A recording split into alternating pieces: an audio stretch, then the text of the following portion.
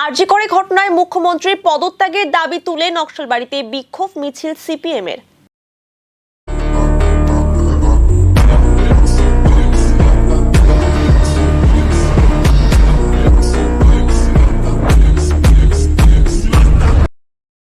এদিন সিপিএম-এর নকশালবাড়ি দলীয় কার্যালয় থেকে পানিঘাটা মোড় পর্যন্ত বিক্ষোভ মিছিল করা হয়।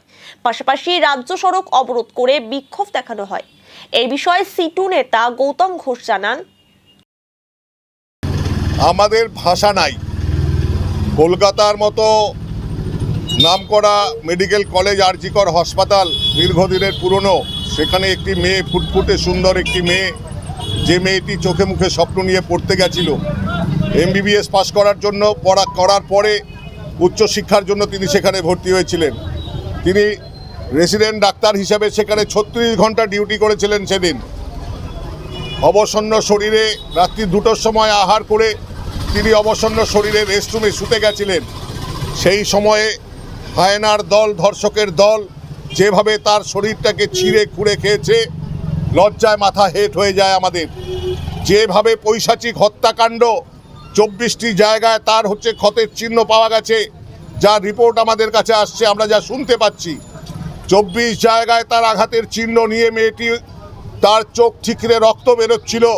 প্রত্যক্ষদর্শীরা যারা দেখেছে, আর এই ঘটনাকে আড়াল করবার জন্য আত্মহত্যার ঘটনা বলে চালাবার চেষ্টা করছিলেন সেখানকার ওই নর পশু, ওই সন্দীপ ঘোষ এমএসভিপি, সেখানকার যে ডাক্তার, তাকে তাড়াতাড়ি রাতের অন্ধকারে বদলি করে তাকে প্রমোশন দিয়ে নিয়ে যাওয়া হলো ন্যাশনাল মেডিকেল কলেজে।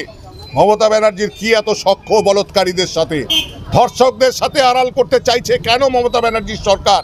এই প্রশ্ন আজকে আকাশে বাতাসে গুঞ্জরিত হচ্ছে।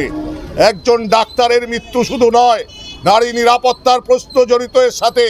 মেয়েরা বাইরে কাজে যায়, আজকে উত্তাল আন্দোলন সংগঠিত হচ্ছে গোটা রাজ্য জুড়ে।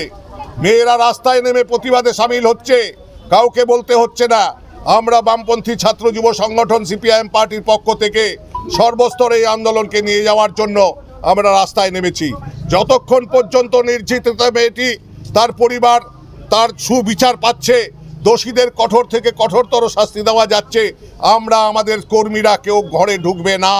আমরা প্রতিবাদের রাস্তায় আছি। ছাত্র, যুব, কৃষক সভা, মহিলা সমিতি এবং ট্রেড ইউনিয়ন, কৃষক সভা সবাই মিলে আমরা রাস্তায় থাকব এবং আমরা এই জানান মুখ্যমন্ত্রীকে দিয়েছি। আমরা বলছি, পুলিশ মন্ত্রী হিসাবে তিনি ব্যর্থ, তাকে পদত্যাগ করতে হবে, তাকে পদত্যাগ চাই। আমরা মুখ্যমন্ত্রীর পদত্যাগ চাই, এই দাবি আমরা সোচ্চারে ঘোষণা করছি। এই ধরনের জঙ্গলের রাজত্ব তৃণমূল কংগ্রেসের জামানায় আজকে এর অবসান হওয়া দরকার। তাই সর্বস্তরে আন্দোলন গড়ে তোলার প্রক্রিয়ার মধ্যে আমরা আছি। কেউ ঘোলা জলে মাছ ধরার চেষ্টা করবে, চ্যাম্পিয়ন হওয়ার চেষ্টা করবে। আমরা বলছি, দোষীদের উপযুক্ত সাজা দিতে হবে। দলমত রাজনীতির ঊর্ধ্বে উঠে সমস্ত মানুষ, মহিলা সমাজ হিসাবে, মানব জাতি হিসাবে আমাদের এই লড়াইয়ের পাশে থাকা উচিত। সর্বস্তরের মানুষকে আমরা আহ্বান জানিয়েছি। তাই